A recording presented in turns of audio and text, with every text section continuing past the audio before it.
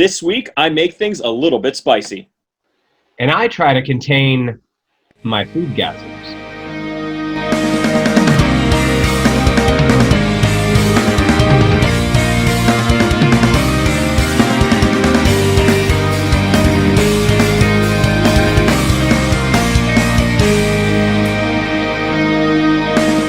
Hi, I'm Kyle. And I'm Garrett. And we watch anime. Garrett, this week is a good week because we like to talk about a little bit legitimacy usually when we have these podcasts, but I look at our stats every week and I know where our bread is buttered. It's in the ecchi fan service that we all know and love. And that's why this week I decided to pick an anime that not only offers fan service, but offers so much fan service that it circles the earth with all of its fan service and then ends back up on fun and comedic and actually really interesting. This week we did Shokugeki no Soma, also known in English as Food Wars. So Garrett, initial thoughts, maybe one or two sentences on what you thought about this week's episodes. Take the original Iron Chef that came out of Japan, put everyone in bikinis, and every week is an epic dish that causes you to mess your pants.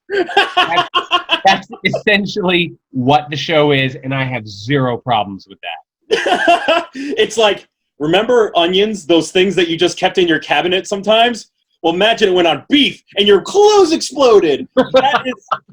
That's the lengths by which they make food seem as amazing as they make it seem in this show. So just to kind of give you a little bit of a brief summary of this anime, just to give you a synopsis for me, I actually first heard of this anime as part of the post-Naruto, post-Bleach, weekly Shonen Jump that was coming out to replace the big three as they were all kind of reaching around. One Piece is still going, but the rest they needed something new, a new property to fill the spot.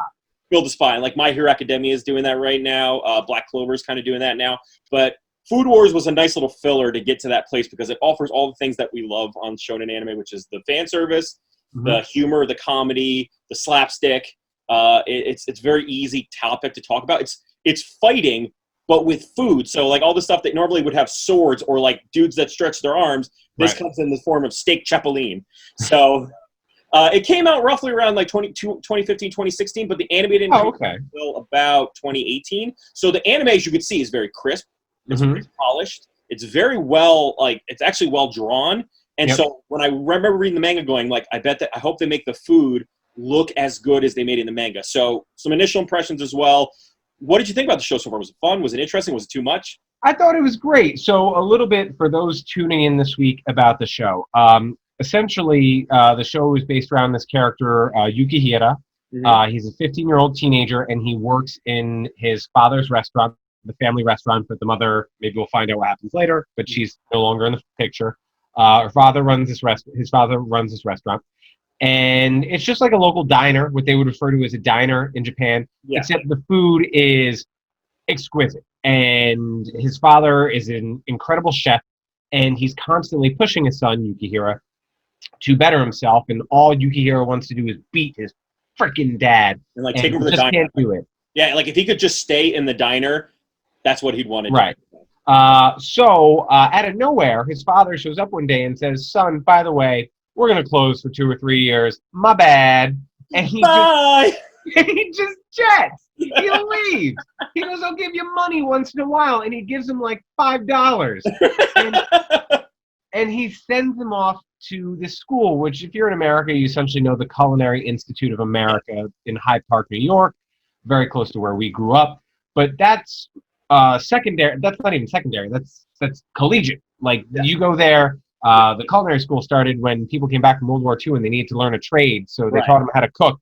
But you start there when you're 18. This culinary school, the Totsuki Culinary School, you start, I think, in middle school. You have you go to elementary school, your regular school. You can go in middle school, and then you can even transfer in right before high school as well. He rolls in, and everybody's getting out of a Bentley or a Mercedes because all these kids are rich, because it's the most competitive school in the country, and so-and-so's father runs the national wholesaler, and this other guy's father has Michelin star restaurants, and another girl's father owns the largest chain of restaurants in Japan, and so on and so forth. And so Yukihira feels a little out of place, and he has to get. I don't know if we should get in this, but we'll go essentially through each episode per episode. But yeah, right. So now you've got the premise. So he's at this school. So you're clearly going to get some food porn, which right. Everyone loves food porn on Instagram. Right. So why not have it in this? Like anime. You're going to have the dynamic of high school students battling with each other. It's still high school. We're never leaving high school when we do these shows. And there are more breasts at this school than probably actually exist in Japan. So, because and they're all very shiny. Very shiny. They glisten. The mushiest of boobs, yeah. So, and I also think it's really crazy because, when they introduce the school, they're like, this in middle school, we try to teach you all the basics and we drill it into you. And at the worst, the stakes are you get a bad grade. Here, the stakes couldn't be worse. It's like you mess up, you put too much salt in this thing, you're a goner. That's how much these kind of things. Well, they kicked out one kid, so their whole thing is that only 10% of the people who go there graduate, and thousands and thousands of people try to matriculate, but only 10% make it. But at one point, one of the guest chefs is he kicks a guy out because he smells his citrus hair product across the room, and he's like, "You dare ruin the food in my restaurant with your hair product!" And he kicks him out of the school. So I think what's interesting about this anime is that you would think that the central theme is food and boobs. If you were to summarize this show, it'd be jiggling breasts and food. But really, what this show tries to do, and weirdly enough, it gets wholesome at some point, is the idea that haute cuisine is not the extent by which you can get creative, by which you can be the best of something. And it kind of inspires the Japanese spirit of whatever you try to be the best at. It's Yukihira is constantly trying to go through this upstart school and be I actually worked in a restaurant. I actually know what I'm doing, and I went through the trials and tribulations of having people look at your food, eat your food, and judge your food. So he felt, as someone who worked at the rough and tumble Yukihira diner, that it was, that was his battle. So he goes to this place with such high stakes. To him, it's just another day at the well, because high stakes to someone who's ever actually worked in the kitchen is getting the food out on time so that the customer doesn't walk out the door. That's high stakes. Right, exactly. And another thing is that that gives him this outward attitude of not caring. The world could be crumbling around him, and he's that dog in the cup sipping a coffee going, everything's good while everything burns around him. He cares deeply, though. It's just he has perspective. Right, exactly. And he's constantly butting himself up into each individual member of Totsuki, who is actually are parts of legacies of the real cuisine. So the first episode, let's just jump into the first episode just so we can introduce when you walked into Yukihira no Soma, Shokugeki no Soma, and you learned about this show and you watched it the first time. We'll jump into the main story, which really didn't start until episode 2. Right. What did you experience learning with the first episode, and what did you take from it? So what I take from it is that I clearly have not eaten enough good meals in my life. Because according to Food Wars, when I enjoy a meal, I should leap to the sky. All of my clothes will explode off me in a series of ribbons. Yes. My cheeks will turn bright red, and I will experience a fantasy in which I am someplace that this food has inspired me to be. So I think I've been eating garbage for 35 years. If you haven't had an experience where you're completely naked and there's food inconspicuously covering your private parts, then you haven't lived, man. You just haven't lived yet. I guess not. I just remember when I first watched it and read it, I was like, oh God, what am I getting myself into? Because you read the first one and it almost gets a little BDSM-y with the land shark lady. He's like, not only, because she came, okay, so I'll give a quick rundown for this. Yeah. Yukihira, his own runs this diner. Then a land shark comes in to try to take over to make a hotel, to make the latest in cuisine and in apartments and stuff like that. And we don't need these trashy diners, was her point. Right. And so he goes, sure, I'll close my shutters when you can tell me my food's no good and we can't serve our customers like we good. Being all sassy about it. And she goes, do you hold that to you? And so when he came back to his diner the next day, all of his food was ruined. Like, they took all the meat out of the fridge. Everything was ruined. It was sabotage. But luckily for him, he had like a few extra items in his bag. And right. She goes, okay, you said you'd close down if you didn't have the food. Well, I want a meat dish. Mm-hmm. And so he goes ahead and he serves her. So Garrett, she asked for a meat dish. What did he make for her? What did you learn? A mashed potato loaf wrapped in bacon. But a mashed potato loaf with bacon, so good that she not only lost her ability to not eat food, like she was a slave to the bacon. Mm-hmm. So bad that like when he took the plate away from her, he's like, "Oh, you want this? Well, I guess you don't want it anymore." And she's like, "No, come back!" And her bosoms were heaving so bad. She's right, like, and all her security personnel also exploded into ribbons of clothing. And my favorite was like they were all like not only were they like orgasming, but they were like almost like they were shooting like rockets out of their taint, like and like shooting up into space. That's how much this mashed potato dish did for them. So when you first saw that, and I know you watched this with your wife, what did you think? Kyle's out of his dang mind. What did he make me watch? Well, I don't know. You'd give me a little bit of heads up. You said, "Oh, it's bordering on ecchi. It's not hentai, but it's like bordering on ecchi." So I thought it'd be ridiculous. And look, food is incredible. I love food. I seek out the best food from diners all the way to the nicest of restaurants. But we've sort of put it on this pedestal of this amazing, life-changing thing that it can be. And so, I mean, I got it. They just basically took it to like volume 32. Like if on where the dial goes to 10 and Spinal Tap goes to 11, they took it to 32. It's true. And I think the first episode was a good placeholder, but really the series starts when he gets to Totsuki and you finally meet his first adversary of the whole group, which was Nakiri, Erina. Erina Nakiri. Yes. So what did you think of that relationship? And quick pop quiz, what kind of character is Erina? I actually don't recall which type of archetype. What was she? Is she a kudere? She's like a super tsundere. She humps so much, and she's always like, "Oh, yeah." It's such a tsundere, but don't worry, you'll get the hang of it. I want the one that always has the eyebrows and the eyebrows like furrow. Yeah. So, so the tsundere, the god tongue, which is not at all dirty. What did you think of her? Keep going. I know exactly. It was just like any woman who wants to beat Yukihira first has to like lick her lips as if.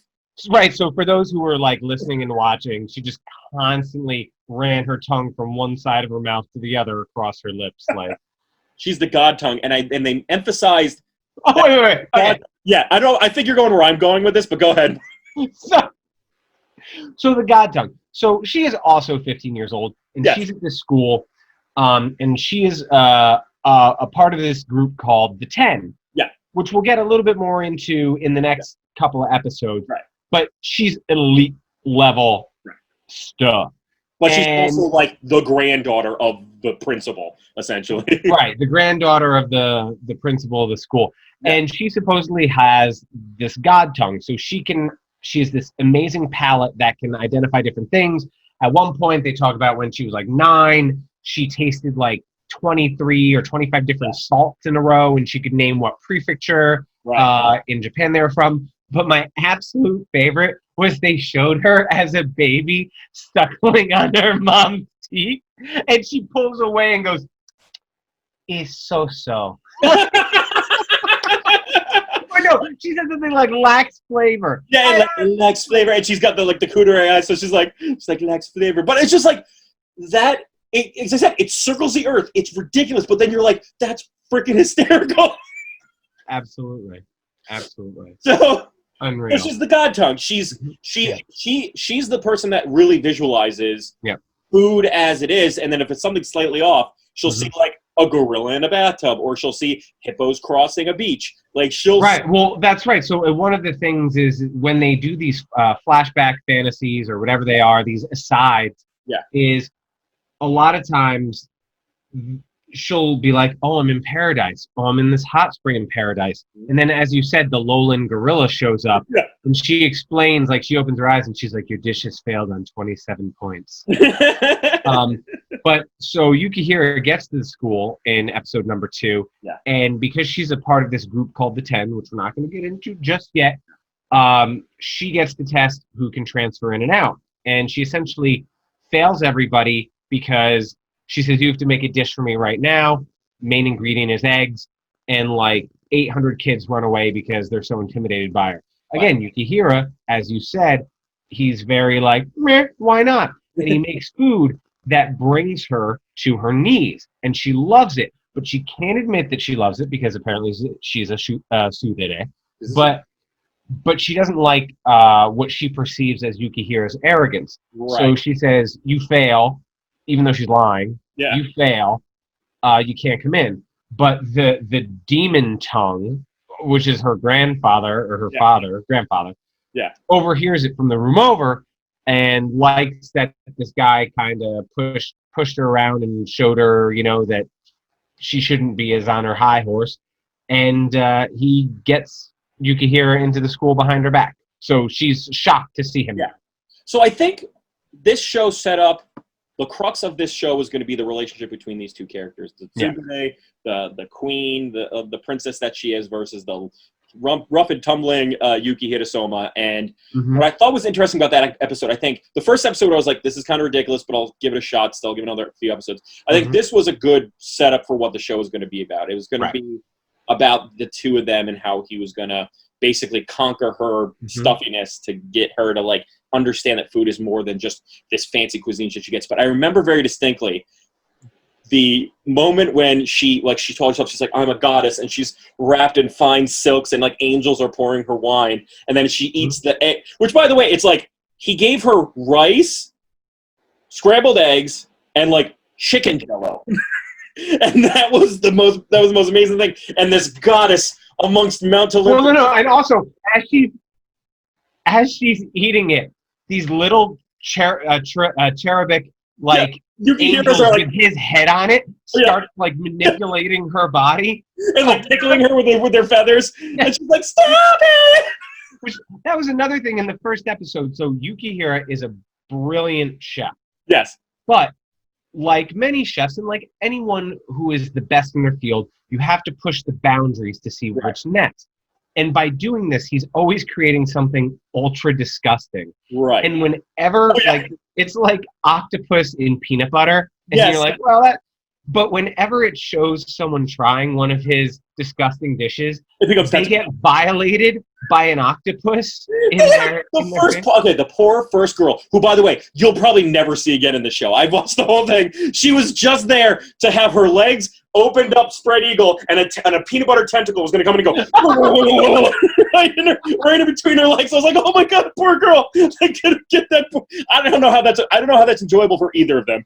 So I was just like, "What is this?" And they did the same thing to so first off, the idea that like this woman who apparently can like tell the difference between salt is just brought to her knees by like scrambled egg rice with chicken jello was just an interesting thing. But does like make anything that they do look good. Like everything that's made in the show looks like real food, and it looks really, really good. So and to that point, like partly because of its absurdity, but partly because I love food. Generally, when we do a deep dive on a show, I watch no less than 4, usually up to 6 episodes. And I plowed through 10 episodes. I know. I'm proud of you, buddy. I'm proud of you plowing through. It was like the food. It went down real easy. Yeah. Sort of got spice, you know what I'm saying? So you got to see kind of like the kind of general idea of like Yukihira is always meeting and exceeding expectations through his like no nonsense, rough and tumble food, and he does it further and further. The relationship with Erina is very important for the show. But really, we then meet another character, and as you know, the harem is starting to build. Yes. Right? You got to meet Megumi, who is the kind of country bumpkin from the northern area. So like she's like from Akita or like Hokkaido. They make her seem like a real bumpkin. She even talks in an accent that reflects that, even though you wouldn't notice that in the titles. But so talk about what happens to her when you meet her. Which, by the way, I'm going to pop quiz you. Which one do you think she is? I got to go back to my notes to remember the dedes. Yeah, she's a dede. Give me a second. I'm going to pull Would this you up say real she's quick. closer to? Would you say she's closer to Altoona, or is she closer to the librarian? Librarian. So she is. That's correct. She's the Don Dede character. She's the Don Dede. Okay. I'm so scared and shy. No, like I can't do anything. I'm so bad. Like that kind of. Well, she was a hotshot cook back where she was from. Right. You know. Well, that's like saying I'm like nowhere. a hotshot cook from like Mobile, Alabama. Like it's just Right. like you're like in the middle of nowhere. And she comes to this cooking school. She's incredibly bashful, and she just wants like to fly under the radar and do her work. Yeah. So when Yukihira gets into the school, the principal, the demon tongue or whatever he is, he says, "Oh, here's this new transfer student, and why don't you say a few words, Yukihira?" And, you know, this is the most prestigious school in all the land. There's like 80 graduating classes. It's been around for like 80 years. Yeah. And he says, I see this place as nothing but a stepping stone, one. I don't intend to lose or be shown up by people who've never worked in a real kitchen, two. Yeah. And good luck. I look forward to being here with you all. And so, and good luck to you all in second place. Like, bye. And everybody's like throwing stuff at him as he's walking away. And he's like, and he sees Erina backstage, and she's like, "What are you doing here?" And he's like, "I don't think that went so bad. How about you?" Like she is constantly like trying to tsundere the hell out of him, but he's just constantly like he's like Teflon. He's just like, yeah, I don't care. Like, who cares? Because like all the pomp and circumstance just like flies over his head. Right. So Megumi then gets paired with him. And right. So they get into their first class in The Chef That Doesn't Smile, episode number 3. French chef, blonde. One of the things that confuses me about anime is I never know when they're telling me that there's a lot of blonde and redheaded Japanese people, or am I actually supposed to believe that this is someone from a different country? In this case, the chef has a French last name and he's blonde, so he's legitimately supposed to be a white guy. Right. But anyway, so the last person in the world that she would want to get paired with is Yukihira, because if she wants to fly below the radar and just do her work, and this guy is like, everyone's shooting daggers out of their eyes, you know? And they even sabotage their meal because so he says, "Watch the meat," or whatever, and she steps away for a second, and these two jerks nearby opened up the pressure cooker, so they were making a roast. So the pressure cooker has to like break down the meat so that it's nice and soft, and it takes a while to do that. So not only did they pop the top open, but they poured like a canister of salt on it and ruined the meat. Mm-hmm. And Yukihira says, "I know a way around this." Mana Dane. You're starting to see all the connections here. Yeah. And essentially, that French chef, the one that doesn't smile, apparently, in 30 minutes, when everyone else has like 3 hours, which still might not be enough in like for like a long, like a roast. Yeah. But in 30 minutes, he comes up with a fork tender roast. Like, and when he put his fork in it, it like went through the meat so soft. When he put his fork in it, it looked like Boston Market meatloaf. It looked like Boston Market meatloaf with that extra like gravy that comes with it. Like, cornbread comes with this too. I know. And the answer is that he used honey, and the chef is like, yes, honey contains protease, and protease will break down the meat quicker. I'm like, hold on. And the dish was beef bourguignon. So I know that he had to use the honey, but it would have imparted a flavor that would not be bourguignon. But what else? Garrett, not only was it fork tender, not only did it make the chef who never smiles smile, but then it also put Megumi into what would be only described as a honey bukkake scene. Yes, that's right. She's covered. She's just sitting there, just like, this is great. I'm floating in the honey. That's such a great time. Which, like, I know what that symbolizes, guys. Come on. Just trying to be a little bit more subtle with this stuff. And she not only then gets, like, covered in this honey bukkake, but then she, like, swirls the tree. She's like, ah. That's how good his all of a sudden 30-minute made honey beef bourguignon was. And then he caused the chef to smile. And I just, and once again, looking at those scenes, it still didn't turn me off from the show. I still think it's a fun show. And no matter how much it gives me to these points where I'm like, that's ridiculous.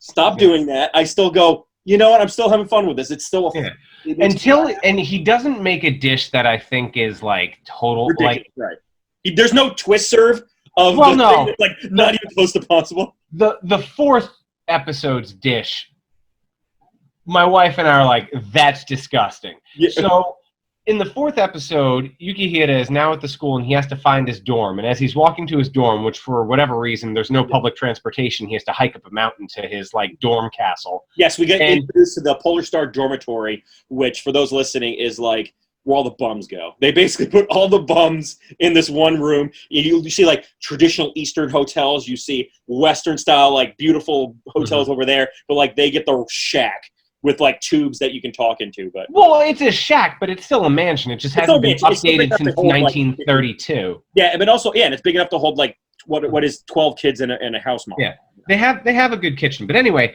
so as he's walking up there, you see a leaf of paper fly out of his instructions, and so he gets there, and the house mother says, "You're only allowed to stay here if you make me a dish. You are allowed to bring whatever ingredients you want." And he's like, "What? I did not get these instructions." And she's like, "Well, I guess you're sleeping outside tonight."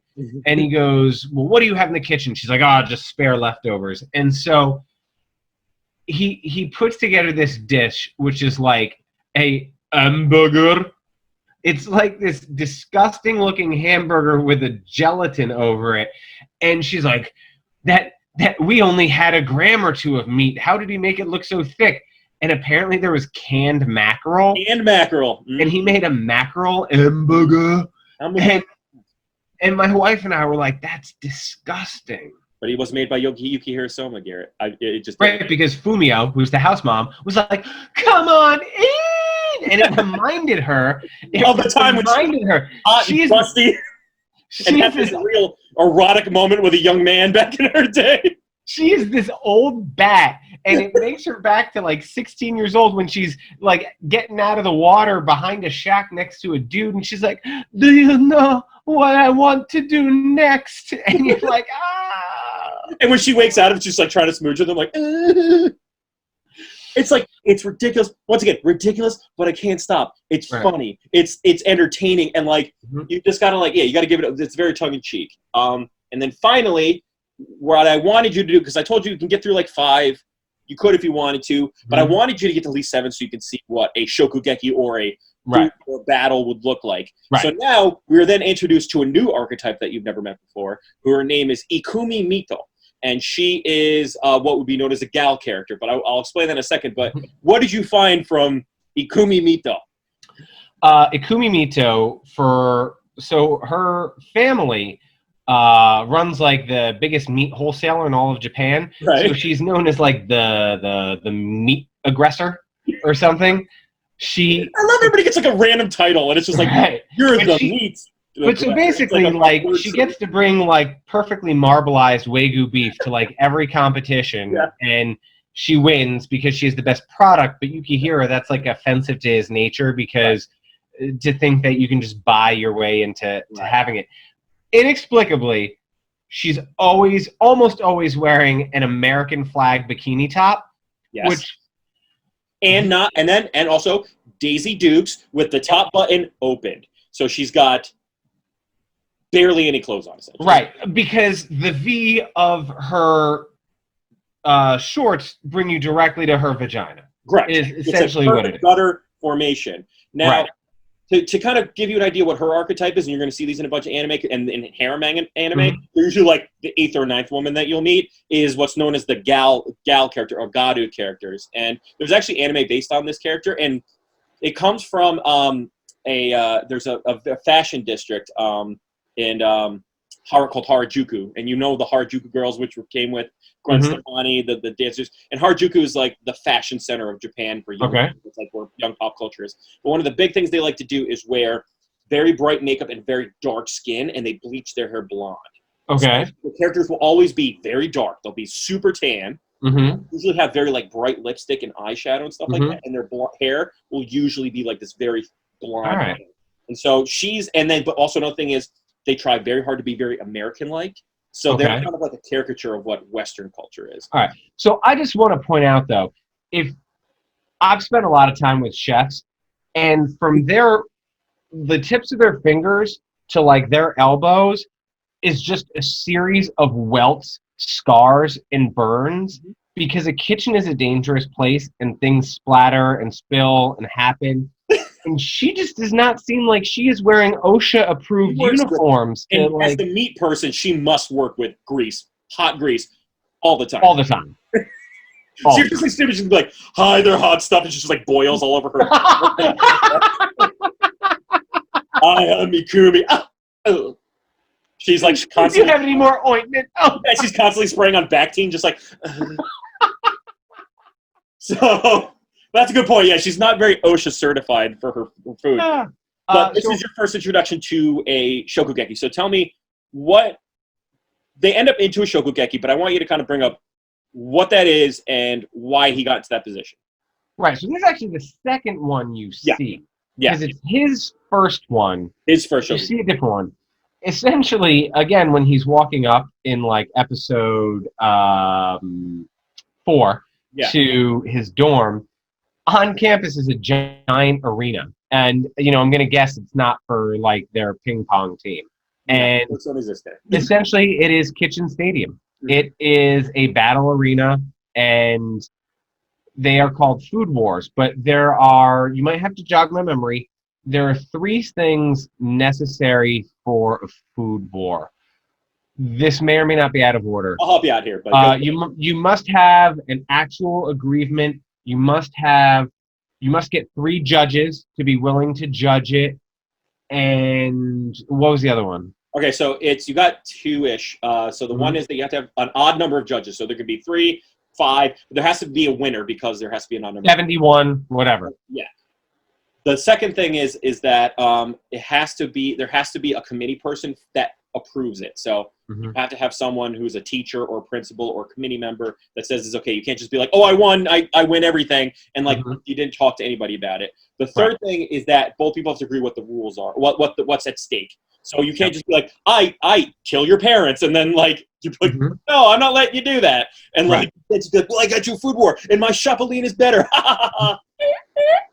So yeah, that's so how did he get into this? So essentially, the first food war we're introduced to goes back to Erina, Nakiri. Yeah. And she is all about progress for progress' sake, whether that's good or bad.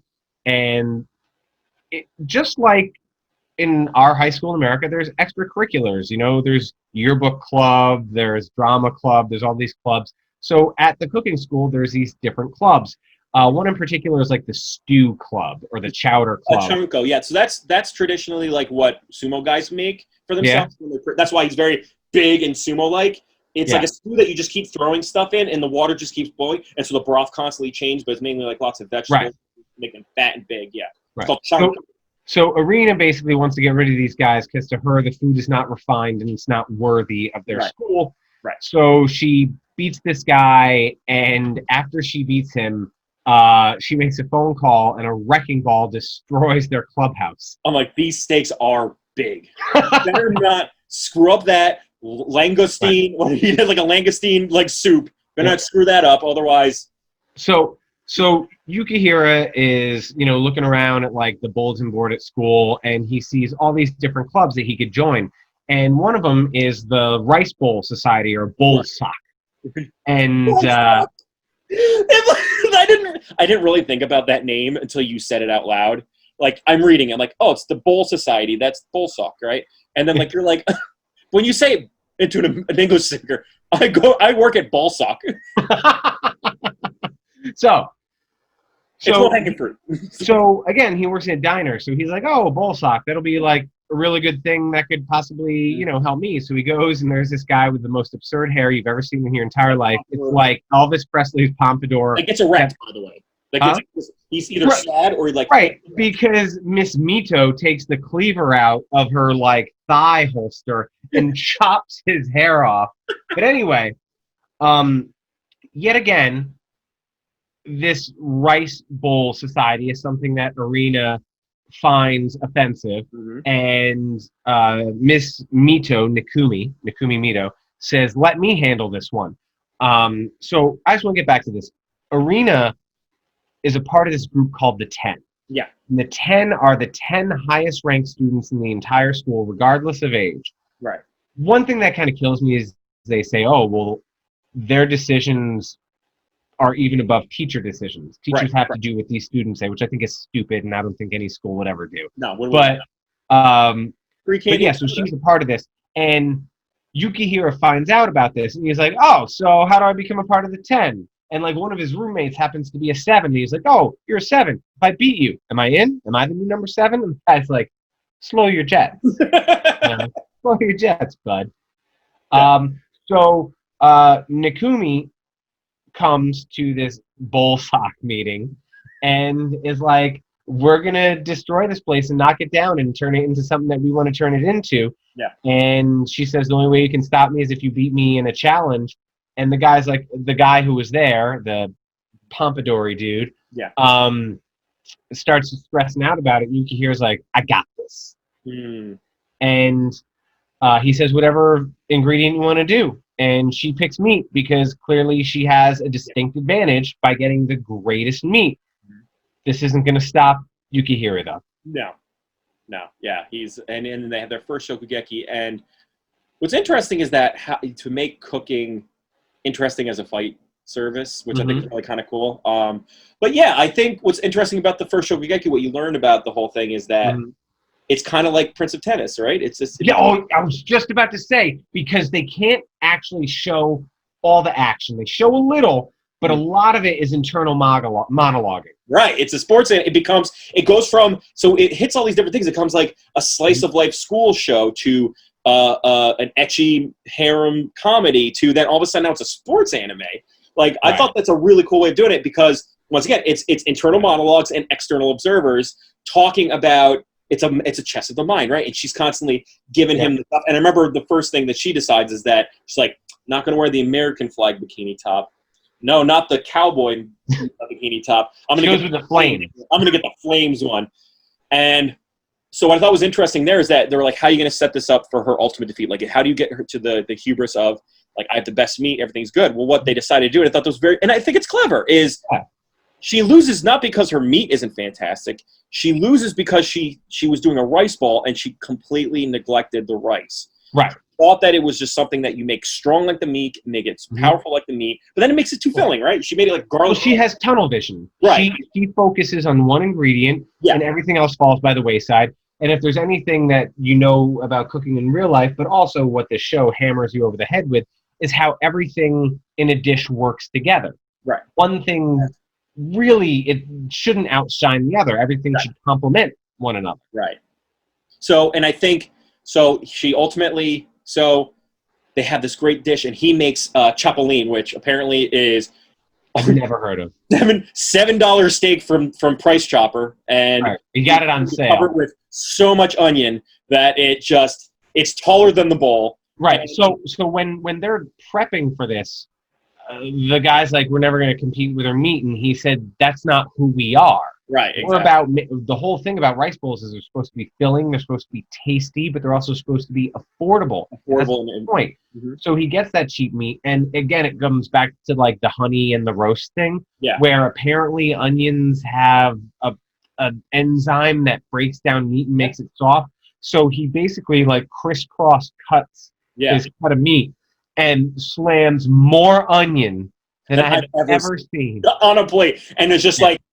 Before you get to the meat, you're going to have to eat like a Tony Montana-sized mountain of cocaine worth of onion. Okay. And you're going to have to get the whole thing before you get to the steak because that's how much onion he made you eat. And then, but like he also made sure that the sauce was good, and that it complemented the rice, which was supposed to be acidic and refreshing, not heavy. So like I thought that was really cool that they showed that like, you know, I can give really cheap meat, but as long as the dish is complete, then it doesn't really matter the quality. And so first off, I have 2 notes about this battle. The first is when they try to make her seem like she's the butcher of all butchers. They make her do like these like samurai cuts. She's like running, like she's doing shuttles back and forth from the beef. And like you're looking at the actual cuts, and like I'm like an actual butcher would tell that woman to stop touching that thing, because it's like it's cool for a samurai on like a show to like cut in those strokes, but like what are you cutting? You're making like weird Megumi is like, look at the detailed way in which she butchers the meat. It's like like I'm like, that's very inefficient. B, I don't know what you're cutting. You're scoring the fat in a weird way. But the second thing was, I want you to explain when she lost. She took the bitter herb of defeat.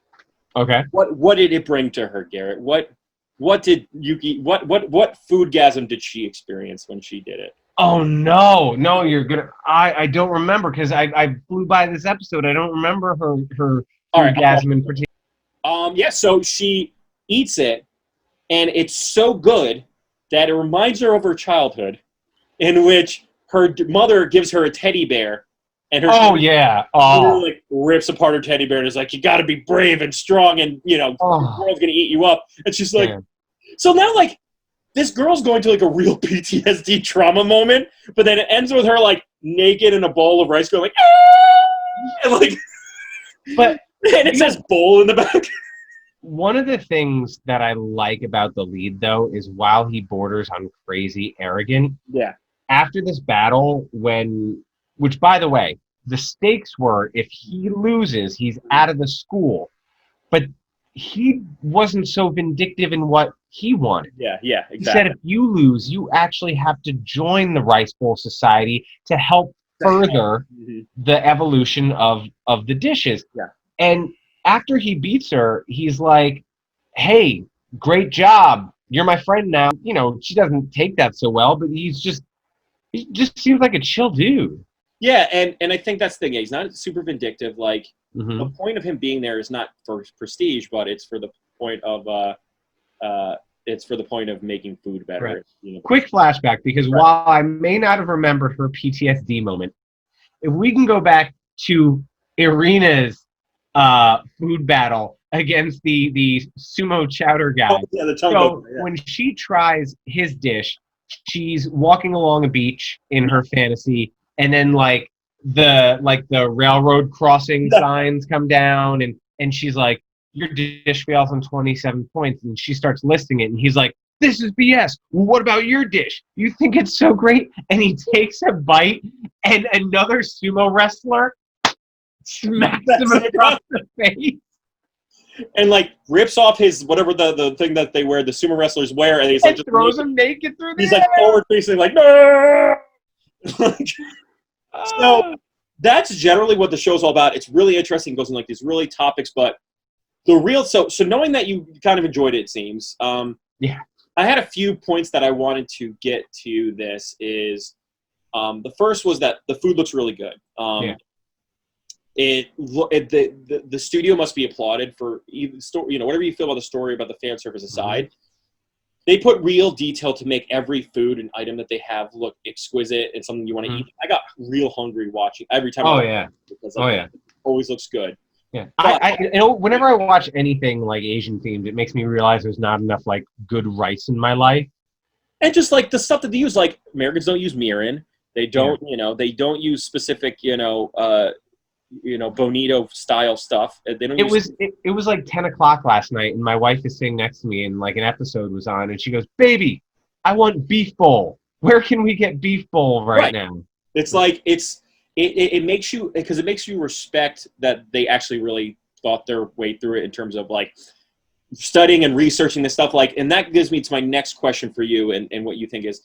The stuff that they said, the science that they use, the techniques that they use, was that believable enough to you? Even if they, like thinking that honey is going to make meat tender and stuff like that, or because... Well, so I felt that the honey thing might have been exaggerated just in terms of time, but there was other things. Like there was another episode at one point, the entire crew in the dorm gets, I thought this was funny. was they all drink sake and get wasted, and like a warning goes across the screen that says they're drinking juice, just juice, thank you very much. But he sort of does this little mini battle with one of his roommates who actually turns out to be number 7 of the 10. Yeah. Erina's number 10, this guy's number 7. But when it's time for Yukihira to make his dish, he cooks mackerel again, but he cooks like a fish fillet. Right. And they discuss poêlée. There's a way to saute fish. So if you saute it in a pan, it can cook unevenly if you don't do it right. So a lot of times, and you can do this with beef too, you can really do it with any meat, but if you got a lot of oil in the pan, while it's cooking on one side, you can spoon your liquid onto the meat, and it will intensify the flavor, but also cook evenly because the super hot liquid is cooking the side that isn't on the surface. And I know that to be like a fact, and they brought that up in like episode like 5, and I thought that was, kind of cool. Although the fact that they're at a cooking school and everyone's been there for 3 or 4 years, and when the super talented character reveals how Yukihira did it, everyone's like, how did you know about this? I'm like, that is about day 3 or 4. Yeah, you should know about putting butter on, scooping butter stuff on steak. That's like, that's like day 2 or 3 of baking. Yeah. So, I think ultimately our tagline for the show is going to be like, food porn or real porn, because I think for me this show with it's kind of like almost wholesome story. Just hits you in the face with those dual sensations, right? It hits you those dual sensations of really good looking food and like really cool looking techniques, and like you actually like almost have experience it with this just like unnatural and uneven amount of fan service, and like kind of actually almost distracts from how good it is with that. Right. I like it though, because I kind of think that maybe if it was all about the food, it'd just be too much about the food. Right. And I mean, really, I know it's still on TV, but can you watch 15 years of Top Chef?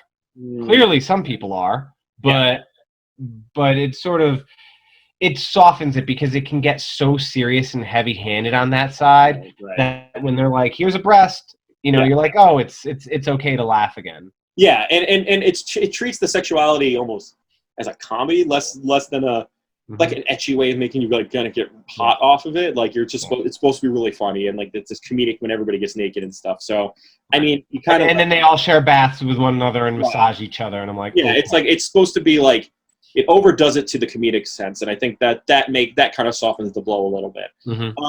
But I think the last question that I had with you upon reading this is that, although the spirit of it is good, and although the central message of like you can be a good chef as long as you have the heart in it, do you think that's really true, or is it really blowing smoke up your butt that like if someone came up to me and made a beef bowl out of A5 Wagyu beef, and I came in with $7 Stop and Shop, I don't care how much onion to pile on it, that's not going to be any good. But do you think? Well, that's why they had to talk about the rice, because she gave them one good ingredient, he gave them a complete dish. Right. So her meat was probably better than his meat, hands down. But he had a fully rounded dish. And is this a realistic underdog story is what I'm really asking. Like, is this... Sure, because the whole thing is, and later on in episode 8 or 9, he kind of meets someone, again, who's like 15 years old, and he's like, I've been working in my family's kitchen for 8 years. You're like, child labor laws. Yeah. But there are things that you learn. Look, I have not gone to culinary school. I know a lot of people who have.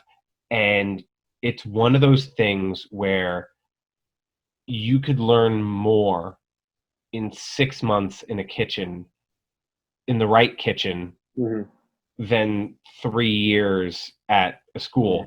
Or really, honestly, a lot of the best chefs have been to culinary schools, but if you really want to be a chef, you could fly to France and you could literally peel vegetables for minimum wage. And that's where you're going to start.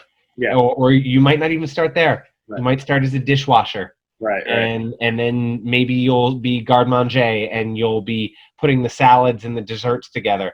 And then maybe you'll be the grill guy, or maybe you'll be on saute station, which, this is not stuff that regular kitchens have, but when you have like a fully functioning multi-arm kitchen, everyone's got their role in order to put these dishes together, and you just sort of raise up the level. hierarchy.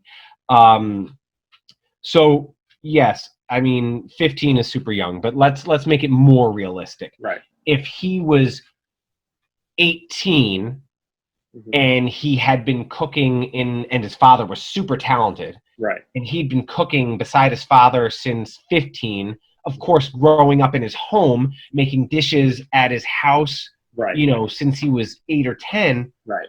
hell yeah, he could compete with people who just went to a cooking school. Hell yeah. Yeah, and I think the where I feel the unrealisticness happens is that they make food seem like power in this world. So much so that when you see Yukihiro Soma's dad go off to be a chef somewhere in New York or what, it looked like I don't know where he was. He was somewhere in the West, and he said was in New York. He was like in New York, right? It was so good that a Buddhist monk decided that he was leaving his faith forever because he wanted just one bite of Yukihiro's father's dish. And so I don't know. It's just one of those things that's like they make it seem like if you are a good chef, you have power in this world. But they're celebrity chefs. They usually get a lot of money. You can obviously get a lot of opportunities, experience. But like, do I think that they run the world and can like knock over buildings no problem? Like, no. I think they're fantastic as part of the show. So well, because every great chef probably has like someone who's in finance who's bankrolling their whole operation. Right. Exactly. And you know, and a chef's only going to take a restaurant or stay with a restaurant long enough that it inspires them. So yeah, and that's not romantic, but this is kind of the way it is. Chefs we've really over the past 20 years romanticized the profession of a chef. They were really sort of pirates. I mean, when you go back to like the late 90s, early 2000s, when Anthony Bourdain's No Reservations came out, and he sort of exposed, I think this might have been the tagline on the front of the book, so I apologize, the underbelly of the kitchen. It sort of showed it was kind of a rough place to work, and it still is. It's super misogynistic. It's like it's just it can be really rough. And again, where it started was a lot of these chefs, like who went to Culinary Institute, when they came back from World War II and they didn't have any skills, they built. It was first in New Haven, Connecticut, and then it was in Hyde Park, but it was just people who couldn't do anything else. Right. And a lot of, you'll find, and I'm sorry, I don't mean to offend anyone out there, but a lot of times, like, there's always this ongoing battle forever between what's known as the front of the house and the back of the house. Right. So the front of the house is the waiters, the bartenders, the people who show face with the clients or the customers, and they always make more money. And then there's the back of the house, which is really why people come, right? Because they're supposed to come for the food, and they always make less money. But a lot of times, chefs can be surly. You know, there's a reason why there is a stereotype of the French chef that'll throw a knife at you. Throw plates and stuff at you, and throw plates. And don't get me wrong, wrong, I've run into those people, and they're not super successful. But that's, you know, but over the past 20 years, we've made it to a thing where, like, rich kids are like, Mommy, Daddy, send me to a $45,000 a year culinary school. When again, I'm sure you learn amazing things at the Culinary Institute, any of them. But you could also learn the same things if you went to the right restaurant and you got a minimum wage job and there's money coming in versus money going out, even if it's not a lot of money. Right, exactly. So I think one thing to button off is, as we normally do, is we give our Weeb and Noob score. And what that score symbolizes is, you know, how important is it to an avid watcher to watch this? Can you kind of put a little bit? Is it something that's really important to kind of mirror yourself to it? Or as a noob, which is your score, how hard is it to watch? Is there barriers to entry? That kind of stuff. So for me, I would give this my Weeb score of 8.0. So I would say this is a good anime. It really leans into fan service. You know, you could put it away for a little bit and still come back to it and just have a good time. Like it's like you said, it's an easy watch, easy to get into. You can come in for a few episodes and then put it away for a couple episodes. It doesn't have so much emotional attachment to it like other anime can get to. That I think that it's just really well done. It's very well drawn. It's very well animated, and I think for that reason alone, you should watch it. But don't feel like it's it defines you as a person. Like that you No. have like, oh, I'm this style. I'm not. There's no like I'm a Yep. cooking fighting genre ecchi kind of fan. Like you It's candy, it's popcorn, it's soda, it's fun. I give it an 8 as well. Mhm. It's just barrier to entry. If you're not into ecchi, if you don't want to see boobs flying at you, but other than that, like you could hop in. There, I think there's like something like 60 episodes or whatever. Right. You can probably hop in wherever you want, and you probably have a good time. Yeah. And even if you think it's absurd, you're gonna laugh, and you're gonna be like, hey, I can't believe I'm watching what I'm watching. But you're still gonna smile when you do. Mm-hmm. I always found myself laughing, no matter how absurd it got. I still found myself interested in the outcome of the Shokugekis, as well as finding myself laughing, even when as crazy as it is. So, you watched 10 episodes. Would you still watch Shokugeki no Soma, Food Wars now? Yeah, man. I think I'm going to put it on in the background while I do some work after we end this Zoom. Awesome. That's great. So, as much as I hope that Garrett enjoyed this property, as always, it really helps us to hear your thoughts. Mm-hmm. Was Shokugeki no Soma, Food Wars, something that you really enjoyed? Was it funny? Was it a simple, good time? Did the food give you foodgasms yourself? Did you find the ever jiggling breasts so distracting that you didn't want to watch it? We really want to know, because we want to continue the conversation, because much like Garrett, we want to make sure that we're diversifying your portfolio, making you experience something new, and going past the stuff that might turn people off and give it a go to get to the other stuff that goes to it. Mm-hmm. Once again, as always, we want to make sure that you follow us on Twitter with the handle at weeb_nude on Twitter. You can also find us on our YouTube page, as well as we are hosted on anchor.fm. So look for us there. As always, we want to make sure that you guys have a fantastic night. Any last minute thoughts on this show, Garrett? No, man. Just gotta say, quick safety advisory: don't fry anything in a pan in a bikini. That's correct. I don't blame you at all. At least button that top button on your Daisy Duke. But with that in mind, hope you're staying safe out there and staying healthy and happy. Otherwise, have a great week. Take care, y'all. We are simply exploding out of our clothes in anticipation of you clicking that subscribe button. As always, let us know in the comments below if there's something you think we should watch. And remember, ecchi yes, hentai no.